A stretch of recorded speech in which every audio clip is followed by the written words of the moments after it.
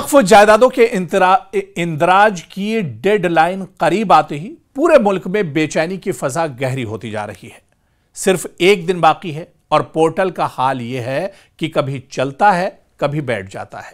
Supreme court ने मुद्दत बढ़ाने से इनकार कर दिया है और अब सूरत हाल इस नहज पर पहुंच गई है कि मुस्लिम ऑर्गेनाइजेशंस, वक्फ बोर्ड्स और मुतवल्ली एक जबान होकर कह रहे हैं कि सब कुछ दांव पर लगा है, वक्त बढ़ाइए।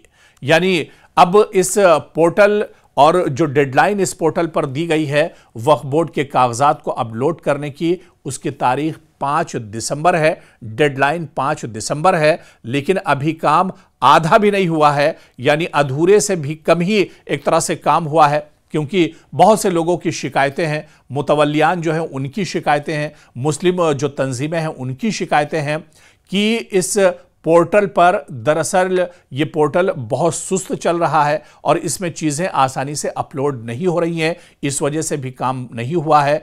शहरी इलाकों में इस पर फोकस ज़रूर किया गया है, लेकिन दूरदराज और जो देहात के इलाके हैं वहाँ पर लोग अभी भी सुस्त रवि के शिकार हैं, या उन तक ये तमाम चीज़ें पहुँची नहीं हैं, या फिर इस प्रोसेस से ये लोग एक तरह से अनजान हैं और ऐसे में एक काम नहीं हुआ है। यानी 5 तारीख को अगर ये डेडलाइन पूरी हो जाती है, काम मुकम्मल हो जाता है, तो एक बड़ा तबका ऐसा रह जाएगा, काफी लोग ऐसे रह जाएंगे जिनके वक्फ की जो जायदादें हैं वो इस पोर्टल पर एक तरह से उनका इंदराज नहीं हो पाएगा, यानी वो एक तरह से महरूम हो जाएंगे। और ऐसे में आगे क्या कुछ होगा, दरअसल इसे भी समझना बहुत अहम है, क्योंकि आप देखिए इस बीच all India Muslim personal law board ने बरसों बाद एक बड़ा कदम उठाया है।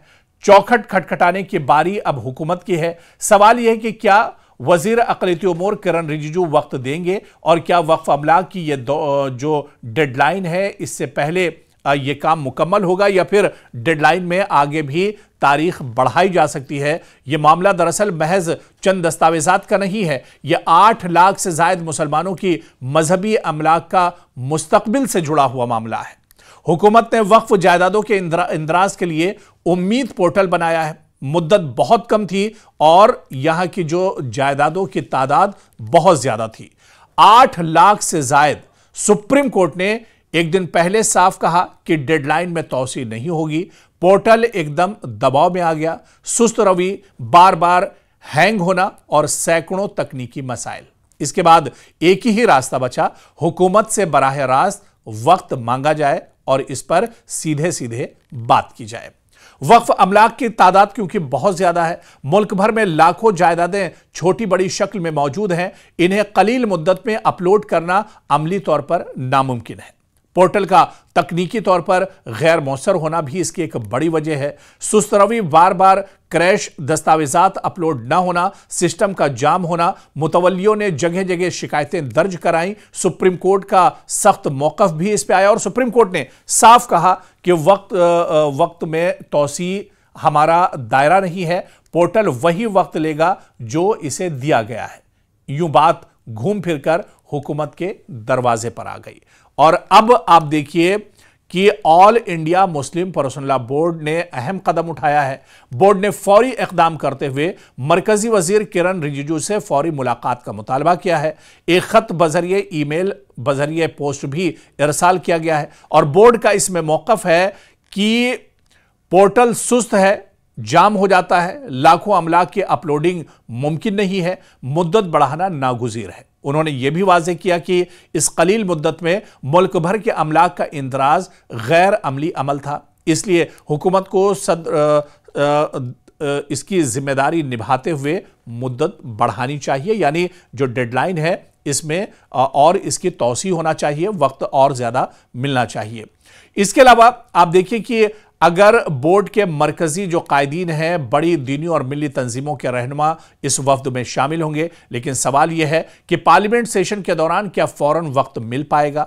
क्या यह कदम बहुत देर से उठाया गया है? और कई माहिरीन और लोगों का कहना है कि सुप्रीम कोर्ट में पिटीशन मुस्तरद होने के साथ ही फौरी हुकूमत से राब्ता होना चाहिए था, क्योंकि अगर पोर्टल तेज भी चलता तो इस मुख्तसर मुद्दत में लाखों अमलाक अपलोड करना तकरीबन नामुमकिन था। इसलिए अब बात वक्त के साथ दौड़ की है और ऐसे में हुकूमत क्या करेगी, यह बहुत बड़ा सवाल है। पिछले 11 साल में मुस्लिम पर्सनल लॉ बोर्ड और मरकजी हुकूमत के दरमियान किसी वजीर से बराह रास्त मुलाकात नहीं हुई। इससे पहले वक्फ कानून में तब्दीलियों पर वजीर आजम से मुलाकात की दरख्वास्त भी रद्द हो चुकी है।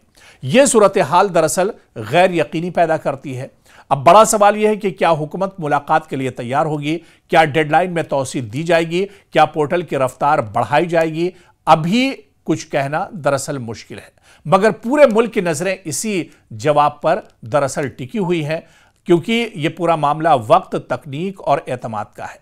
यह बहरान 3 बड़े नुकात पर खड़ी है: मुल्कगीर वक्फ अमलाक की कसरत, उम्मीद पोर्टल की मुसलसल तकनीकी नाकामी, डेडलाइन के सख्त होते हुए कानूनी और इज्तिमाई खदशात।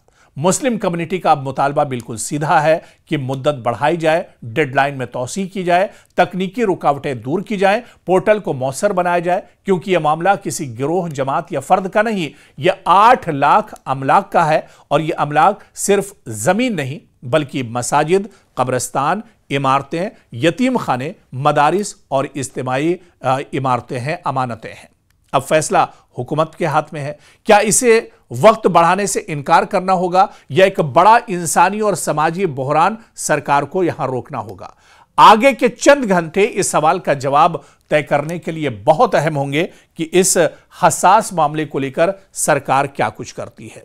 लेकिन इतना जरूर है कि मुस्लिम पर्सनल लॉ बोर्ड ने हमेशा की तरह एक बार फिर से देर कर दी है और मुस्लिम पर्सनल लॉ बोर्ड को यह कदम बहुत पहले उठाना चाहिए था। मुस्लिम पर्सनल लॉ बोर्ड को सरकार से बहुत पहले मुलाकात करनी चाहिए थी। मुस्लिम पर्सनल लॉ बोर्ड को बहुत पहले आवाज उठानी चाहिए थी। और मुस्लिम पर्सनल लॉ बोर्ड अगर यह कदम पहले उठाता तो शायद आखिर वक्त में इस तरह की नौबत नहीं आती।